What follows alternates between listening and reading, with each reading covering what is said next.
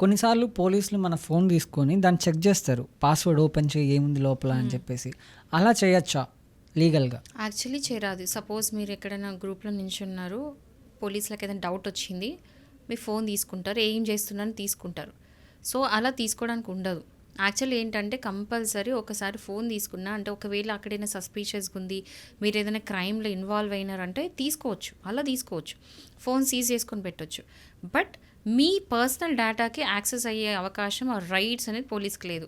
ఖచ్చితంగా అక్కడ నుంచి కోర్ట్ నుంచి పర్మిషన్ రావాలి. పర్మిషన్ తీసుకున్న తర్వాత వారెంట్ ఇష్యూ అయిన తర్వాతనే మీ పర్సనల్ యాక్సెస్ చేయొచ్చు. బట్ డైరెక్ట్ సీజ్ చేయొచ్చు. ఒకవేళ క్రైమ్కి ఏదైనా ఇన్వాల్వ్ అయితే సీజ్ అనేది చేసి పెట్టుకోవచ్చు. కానీ మీ ఫోన్ లాక్కొని మీ పర్సనల్గా చెక్ చేయడానికి లేదు. ఎందుకంటే ఇదేంటంటే ఇప్పుడు ప్రతి ఒక్కరికి రైట్ టు ప్రైవసీ అనేది ఉంది. సో ఆర్టికల్ 21 ఏం చెప్తుందంటే right to privacy. So me privacy అనేది ఖచ్చితంగా మీకు ఉండాల్సిందే. ఒకవేళ ఇంకా మీ ఫోన్ వాళ్ళు చెక్ చేసి మీ ప్రైవసీ దాంట్లోకి వెళ్ళిపోతే ఆ violation of right to privacy అవుతుంది. సో దాని కింద మీరు హైకోర్టు కూడా వెళ్ళొచ్చు. ఎందుకు ఇలా చేసిండు, నా రైట్ టు ప్రైవసీ అనేది వయలేట్ చేశారని చెప్పేసి మీరు వెళ్ళొచ్చు. బట్ ఏంటంటే ఇక్కడ కండిషన్ ఏంటంటే మీరు ఏదైనా క్రైమ్ అట్లా ఇన్వాల్వ్ అయితే మాత్రం ఫోన్ తీసుకోవచ్చు. కానీ తీసుకున్నా కూడా మీ పర్సనల్ డేటాకి యాక్సెస్ అయ్యే రైట్స్ పోలీస్కి లేదు.